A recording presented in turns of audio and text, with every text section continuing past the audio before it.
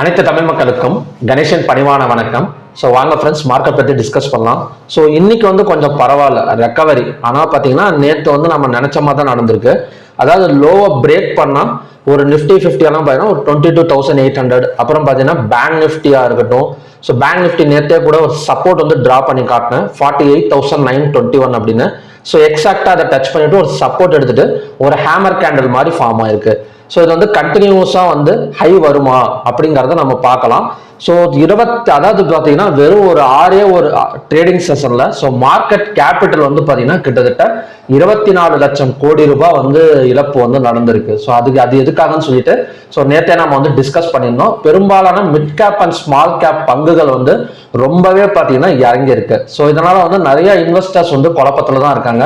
So எதனால குழப்பம்னா ஒரு long term investment பண்றதுல குழப்பம், அப்புறம் பார்த்தீங்கன்னா ஒரு மியூச்சுவல் ஃபண்ட்ல இன்வெஸ்ட்மெண்ட் பண்றதுல குழப்பமா இருக்கிறாங்க. ஏன்னா கண்டிப்பா ஒரு இயர்லி இதா இருக்கட்டும், இல்லைன்னா பாத்தீங்கன்னா ஒரு மந்த்லி எஸ்ஐபியா இருக்கட்டும்.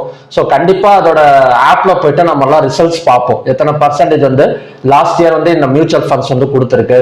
ஸோ நெக்ஸ்ட் எத்தனை பர்சன்டேஜ் கொடுக்கும் அந்த மாதிரி பார்த்துக்கிட்டே வர்றப்ப ஸோ கண்டிப்பா இந்த இயர் மியூச்சுவல் ஃபண்ட்ஸ் எப்படி பர்சன்டேஜ் கொடுக்குமா அப்படிங்கிறத பத்தி நிறைய இன்வெஸ்டர்ஸ் குழப்பத்துல தான் இருக்காங்க.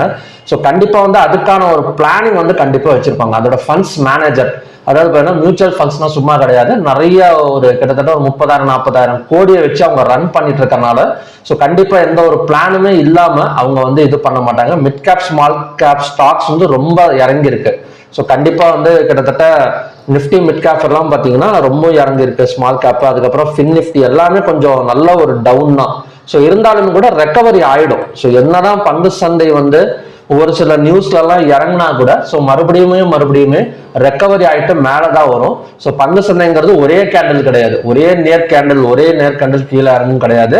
இது ஜனவரி, பிப்ரவரி, மார்ச் மந்த் கண்டிப்பா ஒரு ஃபால் இருக்கும். ஸோ லாஸ்ட் இயர்லயே இப்போ நான் ஜனவரி பிறந்தது அப்புறம் கூட நான் சொல்லியிருந்தேன். என்ன சொல்லியிருந்தேன் அப்படின்னா ஜனவரி, பிப்ரவரி, மார்ச் கொஞ்சம் இறங்கி ஏறினமா தான் இருக்கும். ஸோ மார்ச்சுக்கு அப்புறம் பார்த்தீங்கன்னா நல்ல ஒரு ரெக்கவரி கிடைச்சிரும். ஸோ 200 மூவிங் ஆவரேஜ் என்ன சொல்லுது அப்படின்னு பார்க்கலாம். So 200 moving average and 50 moving average உங்களுக்கு சார்ட்ல போட்டு காட்டுறேன்.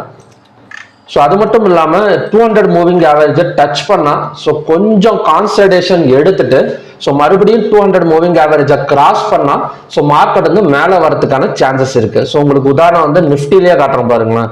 ஸோ நிஃப்டி இதுக்கு முன்னாடி எல்லாம் இந்த ரெட் கலர் லைன் தான் 200 மூவிங் ஆவரேஜ்.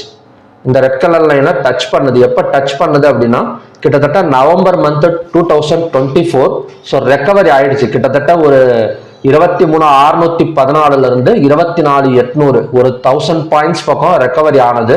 ஸோ மறுபடியும் பார்த்தீங்கன்னா இந்த 200 மூவிங் ஆவரேஜ் எப்போ டச் பண்ணுது அப்படின்னா டிசம்பர் 2024 அடுத்த மாசமே டச் பண்ணது. கொஞ்சம் ரெக்கவர் ஆயிட்டு பிரேக் அவுட் ஆயிட்டு கீழே வந்திருக்கு. பட் இதை கான்சன்ட்ரேஷன் ஆனது எப்போ நம்ம ஃபைண்ட் அவுட் பண்ணலாம்னா 50 மூவிங் ஆவரேஜும் நான் ஜாயின் பண்ணியிருக்கேன். இந்த எல்லோ கலர் லைன் தான் பார்த்தீங்கன்னா 50 மூவிங் ஆவரேஜ். ஸோ இந்த லைன் 50 மூவிங் ஆவரேஜ், இந்த red colour line 200 moving average.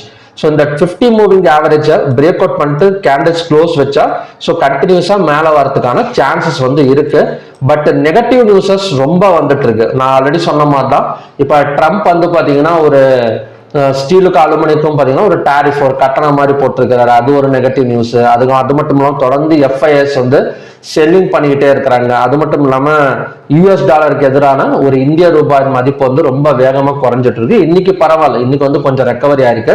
But டெக்னிக்கல்ஸா நம்ம பாக்குறப்போ ஓவராலா சொல்றேன், நான் இன்ட்ராடேவை பத்தி பேசல. ஸோ இன்னைக்கே சொல்லிட்டு நாளைக்கு மெசேஜ் பண்ணாதீங்க, ஏங்க நீங்க சொன்னீங்க ஏறவே இல்லை 1000 பாயிண்ட்ஸ் அப்படின்னு. இது பொதுவா ஒரு என்ன சொல்றதுன்னா ஒரு கொஞ்ச நாள்ல நடக்கக்கூடிய ஒரு விஷயம் தான் சொல்றேன். அதாவது 50 மூவிங் ஆவரேஜ் பிரேக் அவுட் பண்ணா ஒரு ரெக்கவரி நடக்கலாம். ஸோ கண்டிப்பா இன்னும் 50 மூவிங் ஆவரேஜை பிரேக் அவுட் பண்ணல. ஸோ ஃபின் நிஃப்டியும் பார்த்தீங்கன்னா இன்னும் பிரேக், இந்த எல்லோ கலர் தான் நமக்கு பிரேக் அவுட் லெவல் இனிமேட்டு. ஸோ இனிமேல் இந்த எல்லோ லைன் தான் பார்த்தீங்கன்னா பிரேக் அவுட் லெவல். இதை பிரேக் அவுட் பண்ணா ஸோ கண்டிப்பா மேலே வந்துடும். பட் மிட் கேப் நிஃப்டிங்கிறது ஒரு ஓவர் பாட்டம்ல இருக்கு. அதாவது பார்த்தீங்கன்னா ஒரு டெக்னிக்கல்ஸை தாண்டி பிரேக் அவுட் பண்ணிட்டு கீழே தான் வந்திருக்கு. இதுக்கு முன்னாடி எவ்வளவு எப்ப இறங்குது அப்படின்னா அந்த எலெக்ஷன் டைம் கிட்டத்தட்ட 10,450 எல்லாம் வந்துடுச்சு அப்படின்னா ஃபுல் அண்ட் ஃபுல் பாத்தீங்கன்னா ஒரு எலெக்ஷன் டைம்ல தான் இந்த அளவுக்கு பாத்தீங்கன்னா பிரேக் அவுட் வந்து நடந்திருக்கு. அதாவது கீழே இருந்தது. ஸோ மறுபடியும் இந்த நியர்பை ஓவர் பாட்டம் வேல்யூ அப்படின்னு சொல்லுவாங்க, ரொம்ப கீழே வந்து இருக்கு. ஸோ இந்த இடத்துல கண்டிப்பா வந்து ஒரு ரெக்கவரி வந்து எதிர்பார்க்கலாம்னு நினைக்கிறேன். ஏன்னா ஓவர் பாட்டம்ல இன்வெஸ்டர்ஸ் அதிகமா வந்து இன்வெஸ்ட்மெண்ட் பண்ணுவாங்க. பட் ஆல்ரெடி பாத்தீங்கன்னா நிறைய இன்வெஸ்ட்மெண்ட்ஸ் வந்து நடந்திருக்கு. ஏன்னா டொமஸ்டிக் டிஐஎஸ் வந்து பாத்தீங்கன்னா தொடர்ந்து பை பண்ணிக்கிட்டே தான் இருக்காங்க, எஃப்ஐஎஸ் வந்து செல் பண்ணிக்கிட்டே தான் இருக்காங்க. ஆல்ரெடி இப்ப எல்லா அமௌண்ட் அதாவது பாத்தீங்கன்னா ரீட்டைல் இன்வெஸ்டர்ஸ் அப்படின்னு சொல்லுவாங்க, லாங் டர்ம் ரீட்டைல் இன்வெஸ்டர்ஸா இருக்கட்டும், ஒரு டொமஸ்டிக் டிஐஎஸ் அதாவது பாத்தீங்கன்னா இந்தியாவில் இருக்கிற mutual funds, pension scheme funds அந்த மாதிரி இருக்கட்டும், இவங்க தொடர்ந்து பைலே தான் இருக்கிறனால தான் ஸோ மார்க்கெட் இந்த அளவு கொஞ்சமாச்சு தாக்கு பிடிக்குது. இது வந்து கண்டினியூஸ் ஆனிச்சு அப்படின்னா இந்த இடத்துல ஓவர் பாட்டம் வேல்யூல பையிங் பண்ணாங்க அப்படின்னா ஸோ மிட் கேப் நிஃப்டி எல்லாம் இனிமேட் வந்து ரெக்கவரி ஆகக்கூடிய ஒரு பாசிபிலிட்டிஸ் இருக்கு. ரொம்ப ஃபோக்கஸ் பண்ணுவாங்க. ஏன் mid cap Nifty small cap நிஃப்டியில ஃபோக்கஸ் பண்றாங்க அப்படின்னா வேல்யூ கம்மி, கிட்டத்தட்ட ரிட்டர்ன்ஸும் பார்த்தீங்கன்னா கொஞ்சம் அதிகமாக கொடுத்துரும். ஒரு லார்ஜ் கேப் ஃபண்ட்ஸை சூஸ் பண்ணி நம்ம ரிட்டர்ன்ஸ் எடுக்கிறத விட ஒரு மிட் கேப் ஸ்மால் கேப் ஃபண்ட்ஸ்ல தான் நிறைய வந்து இன்வெஸ்டர்ஸ் வந்து கான்சென்ட்ரேட் வந்து பண்ணுவாங்க. ஸோ ரெக்கவரி ஆகக்கூடிய டைம் தான் இது மிட் கேப் நிஃப்டை பொறுத்த வரைக்கும். ஸோ பார்க்கலாம். ஸோ அதுக்கு முன்னாடி நாளைக்கான சப்போர்ட் ரெசிஸ்டன்ஸை பார்க்கறதுக்கு முன்னாடி நம்ம ஓப்பன் இன்ட்ரெஸ்ட் டேட்டா வந்து எப்படி க்ளோஸ் ஆயிருக்குன்னு பார்த்து வந்துடலாம். ஸோ ஓப்பன் இன்ட்ரெஸ்ட் டேட்டாவை பொறுத்த வரைக்கும் பேங்க் நிஃப்டி அண்ட் பேங்க் எக்ஸ்ல ஈக்குவலாக தான் க்ளோஸ் ஆயிருக்கு. ஸோ மற்றபடி Nifty, fin Nifty, Sensex, mid கேப்ல எல்லாம் பார்த்தீங்கன்னா கால் ஆப்ஷனை செல் பண்ணி புட் ஆப்ஷனை பை பண்ணியிருக்கிற மாதிரி தான் க்ளோஸ் ஆயிருக்கு. சென்செக்ஸ்ல மட்டும் புட் ஆப்ஷனை கொஞ்சம் ஹெவியா வந்து பை வந்து பண்ணியிருக்காங்க. ஸோ என்எஸ்சில மொத்தம் 2925 ஸ்டாக்ஸ் வந்து ட்ரேட் ஆயிருக்கு. அதுல பாசிட்டிவ் வந்து 1154, நெகட்டிவ் வந்து 1685, அன்சேஞ்சு வந்து 86. ஸோ 52 வீக் ஹைல வந்து 18 ஸ்டாக்ஸும் 52 வீக் லோல வந்து 611 ஸ்டாக்ஸும் இருக்கு. இது வந்து ரொம்ப லோ. நான் இதுக்காக தான் இந்த டாபிக் எடுத்தேன். இப்போ வந்து பாத்தீங்கன்னா 52 வீக் லோல பாத்தீங்கன்னா 611 ஸ்டாக் வந்து இன்னைக்கு வந்து இறங்கி இருக்கு. ஸோ இன்னைக்கும் பாத்தீங்கன்னா கொஞ்சம் செல்லிங் ப்ரெஷர்ல தான் இருக்கு. கொஞ்சம் ரெக்கவரி ஆன மாதிரி நமக்கு வந்து நிஃப்டி 50, ஃபின் நிஃப்டிலாம் தெரியும். ஆனா மார்க்கெட் வந்து கிட்டத்தட்ட 611 ஸ்டாக்ஸ் வந்து 52 வீக் லோல வந்து இருக்கு. So number of stocks in upper சர்க்கியூட்ல 53, number of stocks in lower சர்க்கியூட்ல 271. ஸோ இதுக்கு முன்னாடி வந்து ரெக்கவரி ஆனது எந்த இடம் அப்படின்னு பாத்தீங்கன்னா இந்த 52 வீக் லோ வந்து 530 ஸ்டாக்ஸ் இருக்கிறப்ப இந்த இடத்துல வந்து ரெக்கவரி ஆயிருக்கு. நீங்க வீடியோ கண்டினியூவா பார்த்துக்கிட்டே இருந்தீங்கன்னா உங்களுக்கு தெரியும். ஸோ எந்த இடம்னு சொல்லணும் கரெக்டா பாத்தீங்கன்னா ஜனவரி 27 இந்த இடத்துல தான் பாத்தீங்கன்னா 530 ஸ்டாக்ஸ் வந்து 52 வீக் லோல இருந்தது. ஸோ அகைன் வந்து இந்த இடத்துல 630 மறுபடியும் இதே இடத்துலயே மாட்டிருக்கு. ஸோ கண்டிப்பா ஒரு ரெக்கவரி வந்து வருமானு பார்க்கலாம். கிட்டத்தட்ட 23,800 ரெக்கவரி ஆனா அகைன் வந்து இந்த ரெசிஸ்டன்ஸ் வரைக்கும் வரதுக்கான ஒரு குறிப்பிட்ட நாள்ல, ஒரே நாள்ல கிடையாது, ஒரு 4-5 நாள் டைம் எடுத்துட்டு கூட ஒரு 23,800 வரைக்கும் வரதுக்கான ஒரு சான்சஸ் வந்து இருக்கு. ஸோ பேங்க் நிஃப்டி அடுத்தது என்ன நடக்கும்? பேங்க் நிஃப்டி வந்து நேற்றே ஒரு சப்போர்ட் ஜோன் வந்து டிரா பண்ணியிருந்தேன் 48,921. ஸோ அதை டச் பண்ணிட்டு கேண்டில்ஸ் மேலே தான் வந்துட்டு இருக்கு. ஹையா பிரேக் பண்ணா ஸோ கண்டினியூஸா பார்த்தீங்கன்னா மேலே வரதுக்கான சான்சஸ் இருக்கு.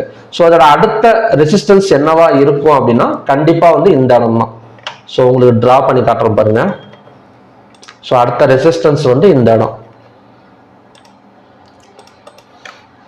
50,000. ஸோ அடுத்த ரெசிஸ்டன்ஸ் வந்து 50,000.